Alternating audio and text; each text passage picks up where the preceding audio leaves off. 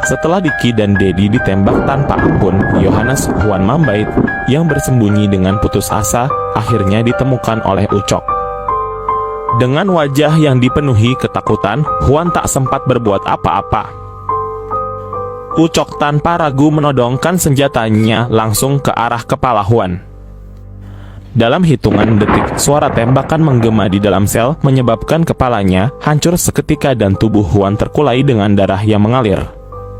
Setelah menyelesaikan tembakan brutal ke arah Diki dan dua temannya, senjata Ucok mengalami macet. Dalam keadaan panik dan terburu-buru, Ucok segera keluar dari sel dengan senjata yang sudah tidak berfungsi.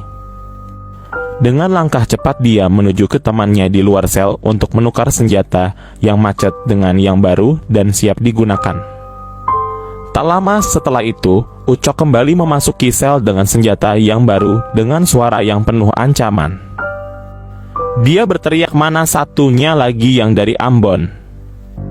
Suaranya menggema di dalam sel yang gelap dan penuh darah menambah rasa teror di antara para tahanan yang masih hidup.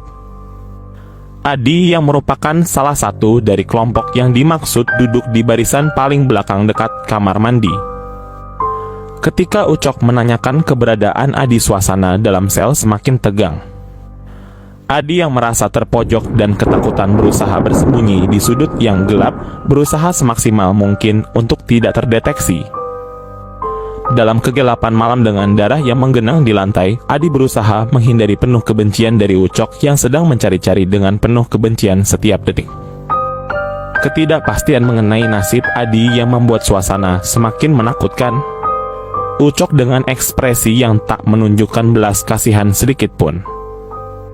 Ucok langsung mengarahkan senjatanya ke dada Adi yang bersembunyi di sudut sel tanpa memberi kesempatan untuk bicara atau bergerak. Ucok menekan pelatuk senjatanya, kemudian tembakan itu terdengar memekakan telinga dan menggetarkan seisi sel dan menghujam dada Adi dengan kejam. Adi terhuyung sejenak sebelum akhirnya terjatuh ke lantai, nyawanya melayang. Seketika Ucok hanya memandang dingin tubuh Adi yang kini tergeletak tak bernyawa dan menambah ketegangan dan kengerian yang mencekam seluruh sel. Tak lama setelah eksekusi brutal tersebut, seorang pelaku lainnya masuk ke dalam sel. Dengan tenang dan penuh kepercayaan diri, ia menepuk pundak Ucok dan menariknya keluar dari sel. Suasana yang begitu mencekam dan menegangkan mulai berubah menjadi sedikit tidak terduga. Sebelum meninggalkan sel, pelaku yang baru datang itu menghadapi para tahanan yang masih hidup dengan berkata, "Kalian semua aman. Selamat melanjutkan hidup," katanya dengan nada yang dingin dan sinis. Tak hanya itu, dia meminta para tahanan bertepuk tangan sebagai bentuk penghargaan. Meskipun ketakutan dan masih dalam keadaan syok, para tahanan mengikuti perintah tersebut dan mulai bertepuk tangan. Setelah menghabisi 4 target mereka dengan brutal, para pelaku segera beralih ke langkah selanjutnya untuk menghapus jejak mereka.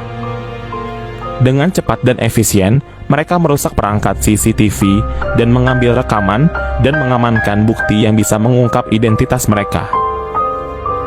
Jika ada kesalahan terkait informasi ini, silahkan tinggalkan komentar di bawah.